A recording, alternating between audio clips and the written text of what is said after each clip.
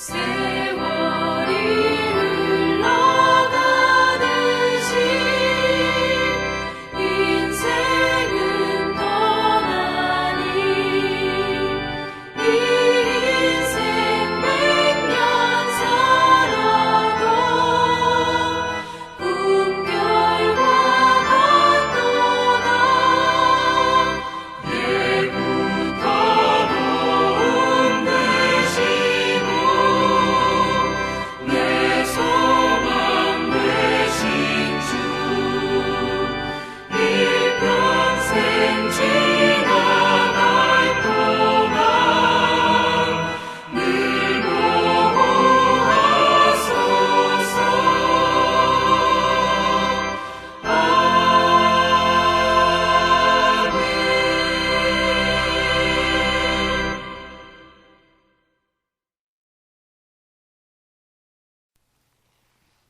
토요일 새벽기도에 나오신 성도님들을 예수님 환영하고 축복합니다.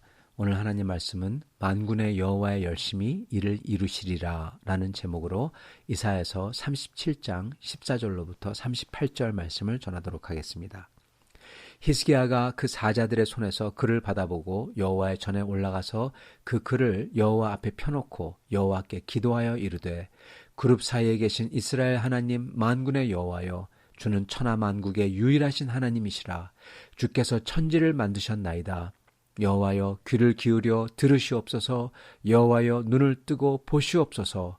사내립이 사람을 보내어 살아계신 하나님을 회방한 모든 말을 들으시옵소서. 여호와여 아수르 왕들이 과연 열국과 그들의 땅을 황폐하게 하였고 그들의 신들을 불에 던졌사오나 그들은 신이 아니라 사람의 손으로 만든 것일 뿐이요 나무와 돌이라. 그러므로 멸망을 당하였나이다. 우리 하나님 여호와여 이제 우리를 그의 손에서 구원하사 천하 만국이 주만이 여호와이신 줄을 알게 하옵소서 하니라.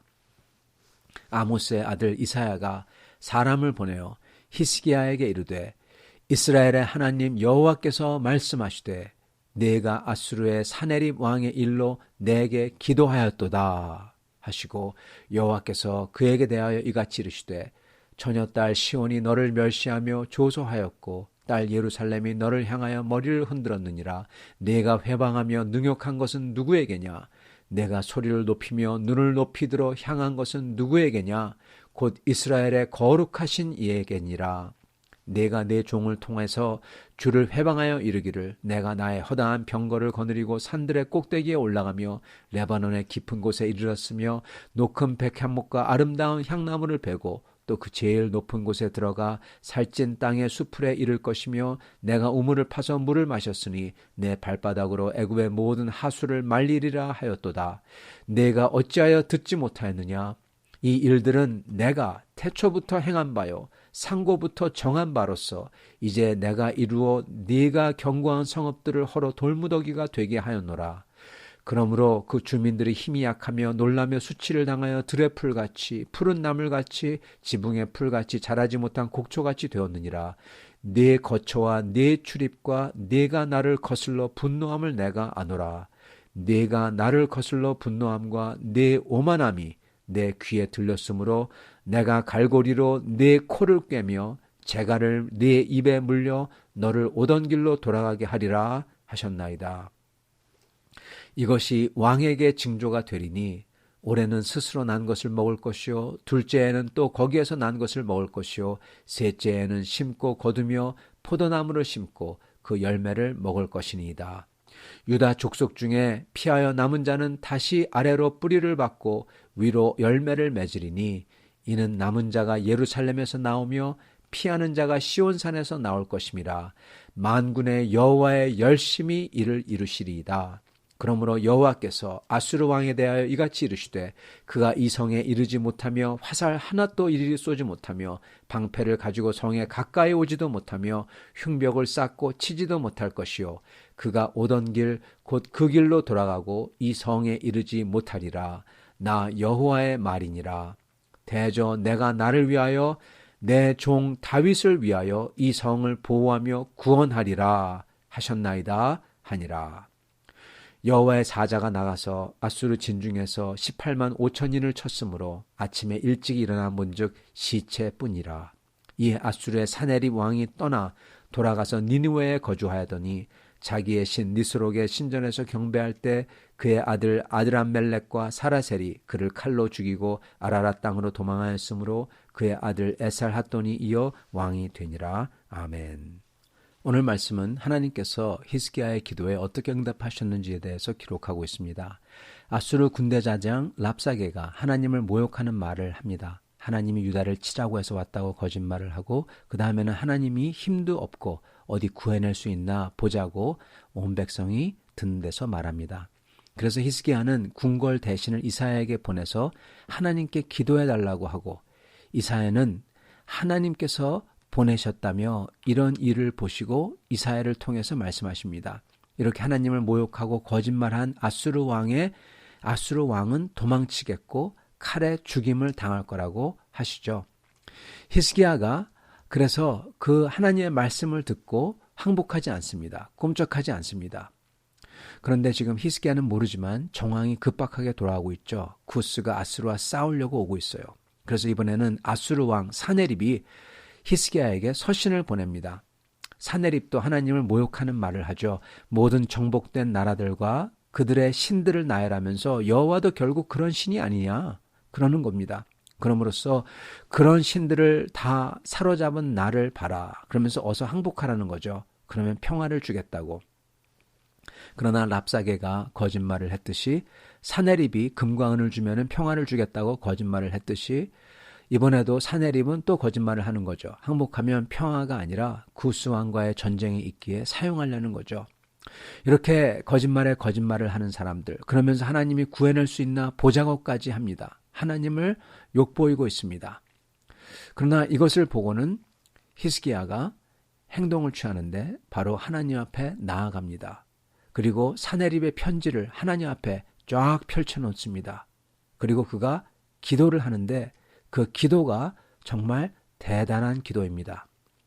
자, 다시 읽겠습니다. 14절부터 히스기야가 그 사자들의 손에서 글을 받아보고 여호와의 전에 올라가서 그 글을 여호와 앞에 펴놓고 여호와께 기도하여 이르되 그룹 사이에 계신 이스라엘 하나님 만군의 여호와여 주는 천하 만국의 유일하신 하나님이시라. 주께서 천지를 만드셨나이다. 여호와여 귀를 기울여 들으시옵소서. 여호와여 눈을 뜨고 보시옵소서. 사네립이 사람을 보내 살아계신 하나님을 회방한 모든 말을 들으시옵소서. 여호와여 아수르 왕들이 과연 열국과 그들의 땅을 황폐하게 하였고 그들의 신들을 불에 던졌사오나 그들의 신은 신이 아니라 사람의 손으로 만든 것일 뿐이요 나무와 돌 뿐이라. 그러므로 멸망을 당하였나이다. 우리 하나님 여호와여 이제 우리를 그의 손에서 구원하사 천하 만국이 주만이 여호와이신 줄을 알게 하옵소서. 히스기야는 하나님께서 그룹 사이에 계신 이스라엘의 하나님이라고 합니다. 즉 하나님의 거룩하심과 이스라엘에게 언약을 주신 하나님께 아른다는 것이죠. 그러면서 천하 만국의 유일하신 하나님, 천지를 만드신 하나님, 그렇게 기도를 시작하고 또한 그렇게 기도를 끝냅니다. 천하 만국이 주만이 여호와이심을 알게 하옵소서. 히스기야의 고백은 하나님, 아수르가 이렇게 천하만국의 하나님을 모욕했다는 겁니다. 이것을 눈으로 보시고 귀로 들으시고 그리고 이거는 우리 싸움이 아니라 하나님을 모욕한 사람과의 싸움이라는 겁니다. 그러면서 히스기야가 기막힌 고백을 합니다. 하나님, 아수르가 모든 신들을 다 정복했다고 합니다. 네, 정말 그랬습니다. 그러나 그들의 신들은 이 아수르가 정복하고 불태워버린 그들의 신들은 사람의 손이 만든 우상일 뿐이고 진짜 신이 아닙니다. 그러나 우리 하나님만이 진짜 신입니다. 천하 만국을 소유하신 하나님이십니다. 주님만이 그 하나님이심을 온 세상 사람들로 하여금 알게 하시옵소서. 그렇게 기도를 합니다. 여러분, 우리가 하나님을 찾을 때요, 하나님을 이용하려고 들면요, 오히려 저희는 아주 망신을 당합니다. 좋은 예가 블레셋에게 이스라엘이 지니까 하나님의 언약궤를 가지고 그걸 가져가면 이기겠지 해서 가지고 갑니다. 그랬다가 더 큰 참패를 당하죠. 심지어 언약궤마저 뺏기죠. 그게 좋은 예입니다. 사람들이 죄인이기 때문에 회개를 해야 되는데 회개는 안 하고 하나님을 이용해서 사용해서 자기가 죄인인데 마치 거룩한 듯 하여서 언약궤를 가져가는 거죠. 자기가 원하는 것을 승리를 얻고자 할 때 큰 참패를 당하게 되는 거죠. 사람들은 죄를 짓고 나서는 자백도 안 하고 회개도 안 하고 그냥 덮고 가자고 합니다. 그리고 그게 사랑이라고 얘기합니다. 그게 좋은 거라고 합니다. 그러나 히스기야는 먼저 자기가 잘못한 것에 시인과 자백을 하고 그리고 회개를 합니다. 그러면서 하나님께 도움을 간구합니다. 여러분, 하나님께서 자백과 회개만 하면 하나님은 다 용서해 주세요. 그렇기 때문에 히스기야는 그걸 하면서 나가는 거예요. 그러면서 히스기야는 정말 있는 그대로 하나님께 다 아뢰입니다. 이렇게 아수르가 하나님을, 유일하신 하나님을 세상의 우상들과 비교합니다. 그리고 모욕합니다. 하나님은 천하만국을 소유하신 하나님이시므로 주님만이 그들 위에 있다는 것을 보여주세요. 그렇게 기도한다는 것입니다. 이거는 하나님을 이용하려는 기도가 아닙니다. 하나님의 영광을 위한 기도입니다. 우리가 우리의 모든 구하는 것을 하나님의 영광을 위해서 할 때, 그리고 저희가 자백과 회개함이 동반될 때 하나님께서는 그 회개하는 죄인을 용서해 주시고 그 구함을 보시고 기도를 들으신다는 것입니다.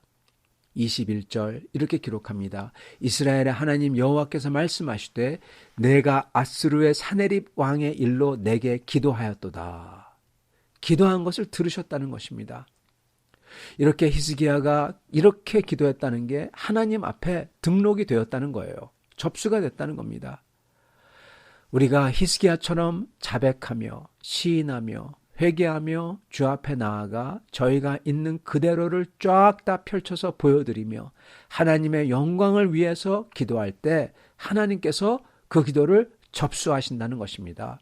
그리고 단순히 접수뿐만 아니라 이런 기도는요, 더 큰 것을 불러옵니다. 무엇일까요? 그건 바로 하나님의 영원한 변치 않는 긍휼입니다. 은혜입니다. 여러분, 지금 이 히스기야의 기도를 들으시는 하나님께서는요, 이건 제 표현입니다. 이렇게 하는 거는, 이 기도는 어떻게 하나님께서 지금 어떻게 느끼시냐면 이렇게 느끼시는 거예요. 잠깐, 이 기도는 누구 기도와 비슷한데 하시는 겁니다. 그리고 그 사람의 기도와 같아서, 그 사람하고 같아서, 그 사람이 생각나서 그 사람에게 베풀었던 긍휼과 은혜를 지금 그 사람과 같은 생각과 감정과 기도로서 하나님께 아뢰는 히스기야에게도 똑같이 베풀겠다는 겁니다. 그 사람이 누굴까요? 35절입니다.